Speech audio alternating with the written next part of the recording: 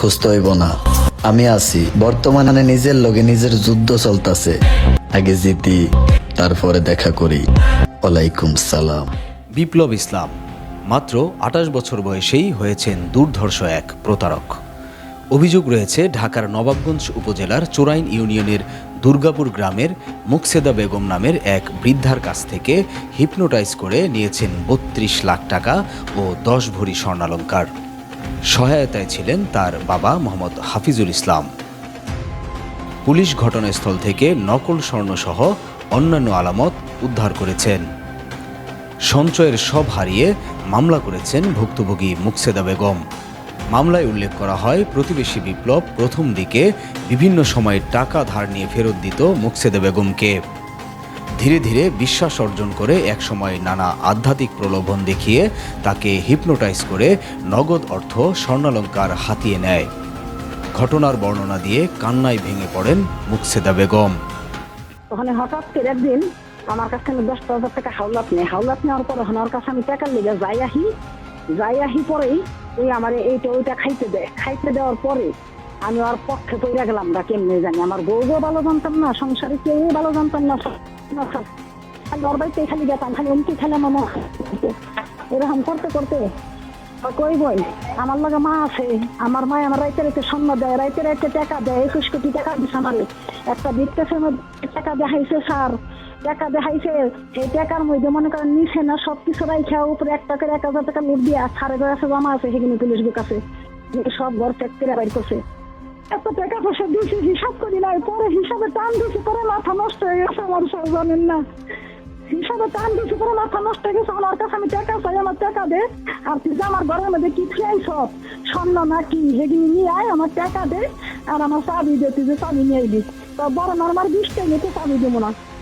আর এখানে কনেন আমার বইনকের কাছে নিয়ে গেছি, ওরা আমার বইনকের কাছে নিয়ে গেছি, সব জায়গায় থেকে টানা করে ফেলেছি।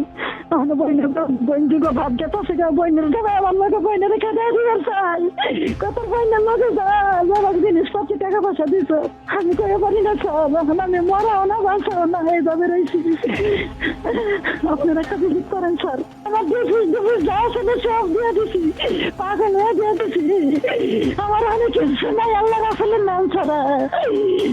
স্যার আমার যে সর্বহারাটা করছে, আমি হলো বাইশে বলছি তো মরার মতো, আমার অনেক দেওয়া করে না। এমন ঘটনার সুষ্ঠু বিচার দাবি করেন ভুক্তভোগী মুকসেদার ছেলে প্রবাসী মনির হোসেন। একটি ছেলে, সে হচ্ছে বিপ্লব, তার নামে একটি মামলা দায়ের করা হয়। সেটা হচ্ছে সে আমাদের পরিবারে সব কিছু আত্মসাৎ করে নিয়ে যাওয়ার পর যখন আমরা বুঝতে পারি যে আমার মায়ের সাথে সে আমার মাকে সে হিপনোটাইজ করে তার হিপনোটাইজের ফাঁদে ফেলে এইভাবে ১ বছরের ভিতরে আমার মায়ের কাছ থেকে ১০ ভরি স্বর্ণ সহ নগদ ৩২ লক্ষ টাকা সে নিয়ে আত্মসাৎ করেছে। এটা জানার পর তখন আমরা তার নামে নওগাঁ থানায় একটি প্রতারণামূলক মামলা দায়ের করি। সেটার পর থেকে বিপ্লব এবং বিপ্লবের বাবা মোহাম্মদ হাফিজুল ইসলাম আমাদের পরিবারে মানে সকলকে এই মামলা তুলে নেওয়ার জন্য প্রাণনাশের হুমকি দিতে থাকে। তো সেই ক্ষেত্রে আমরা আইনের আবার ধারস্থ হই, যাতে আইনের একটা পাই। তো এইভাবে আমাদের সব কিছু নিঃস্ব করে নিয়ে যাওয়ার পরেও একটি মানুষ কিভাবে পারে আবার তার সপরিবারকে প্রাণে মেরে ফেলার হুমকি দিতে পারে।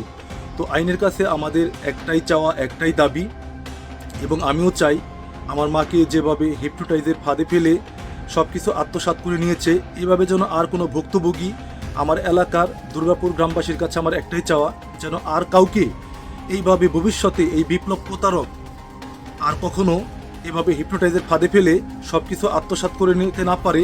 তাই আপনাদের কাছে আমার একটাই চাওয়া যে এই বিপ্লবের কঠিন শাস্তি দাবি করুন, এবং আইনের কাছে আমার একটাই চাওয়া, আপনাদের প্রতি আমার শ্রদ্ধা আছে, ভালোবাসা আছে, হ্যাঁ, আপনারা এই বিপ্লবের কঠিন শাস্তির ব্যবস্থা করুন, যাতে ভবিষ্যতে এই ধরনের শাস্তিমূলক অপরাধ আর কার সাথে করতে না পারে।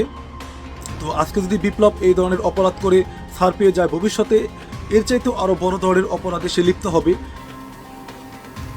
এই ঘটনা নিয়ে প্রশাসন বলছে, ঘটনার পর কিছু আলামত জব্দ করা হয়েছে, আসামিকে গ্রেপ্তারের প্রক্রিয়া চলছে।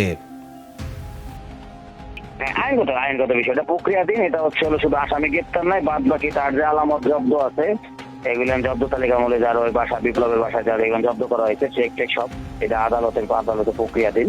কিন্তু ওই কাগজ সব চলে গেছে। মূলত হচ্ছে আসামি গ্রেপ্তার করার হলো মূল। আসামি গ্রেপ্তার হইলে ব্যাপারটা আসলে ও শুধু এই জায়গা না, আরো অনেক জায়গা থেকে সে প্রতারণা করতে আর কি।